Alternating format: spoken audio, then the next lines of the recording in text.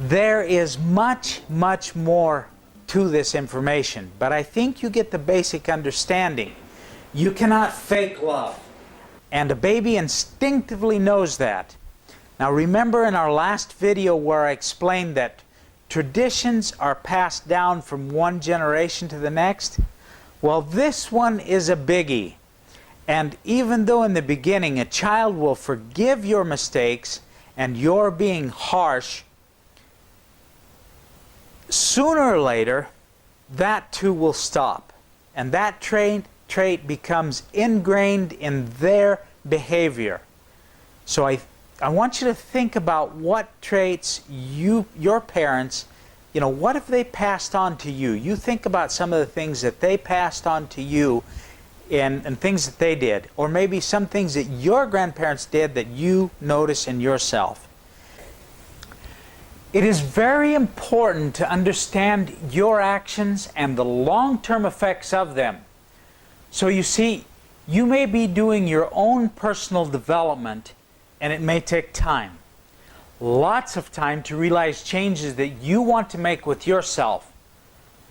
But if you have raised kids while you've had your bad habits, most likely you've transferred those habits and traditions over to the next generation, and they're ready to do the same. It's complicated, yet it can be changed. Okay, let's look at just a few more things in this video that are programmed from a very early age. Now, what I really want you to be aware of is the data transfer that goes on in this stage from 0 to 6. This is where you must watch yourself. First of all, what we have is we have values. These are your values that you have and you bring that you're transferring on to your children. In fact, as I think about values, this is one where, during a long period of my life, my father, he drove Ford. He liked Fords. And that value of owning a vehicle of the brand Ford, that was transferred on to me, and I forever grew up driving Fords. Now, later on, I don't drive a Ford now, even though I don't have anything against them, but I've amplified my own values. That value was broke from myself, because my children grew up in Europe. There weren't as many Fords here, or we didn't have a Ford. We had different vehicles from here. So they chose vehicles that they wanted because that value wasn't transferred on. Okay? Core principles. What your core principles are, if you have those are things that that will be transferred on. If you don't have core principles, they can pick them up from other areas. Core ideas, basic understanding, eating habits, sleeping habits. Okay, when we talk about eating habits, those are things you might think for a minute that those are, it's something. Eating habits are very, that's something that's very important. In fact, we could go into this alone, into eating habits and habits that are transferred on to children just simply by the way they're done. I'll probably put something else in a different video, and if I don't, remind me somewhere. Hey, you were going to talk about eating habits. That has a lot to do with how people gain weight as well. Sleeping habits, those are also very important. Mannerisms, etiquette, the ability to love or to hate. Billions of people can be affected by one man's hate. That has happened, and it does happen. Self-love, self-esteem. What things are repeated over and over to a child? Does a parent tell a child, you're a dummy? They tell them things like that. That can, over a period of time, can ruin self-esteem, and it can program certain things into a child. Very important. Fears, survival. Okay, your likes and dislikes are also transferred to them, as well as them picking up their own. Okay, then we take the area of 6 to 12. Now this is where you must watch others. These are where social skills come in, where reading, writing, arithmetic, the sports, how they team play, hobbies that they pick up, you know, and then there's a huge influence from the outside world. And we'll look at this in the next video.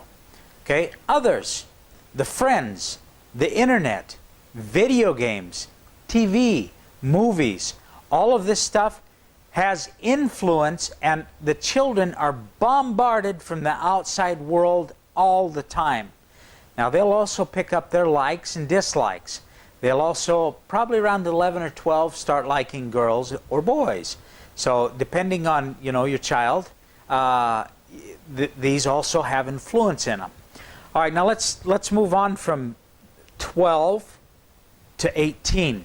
Okay, this section here is quite a bit different. Okay, just as a recap, from 0 to 6, we're programming in the core values of a child.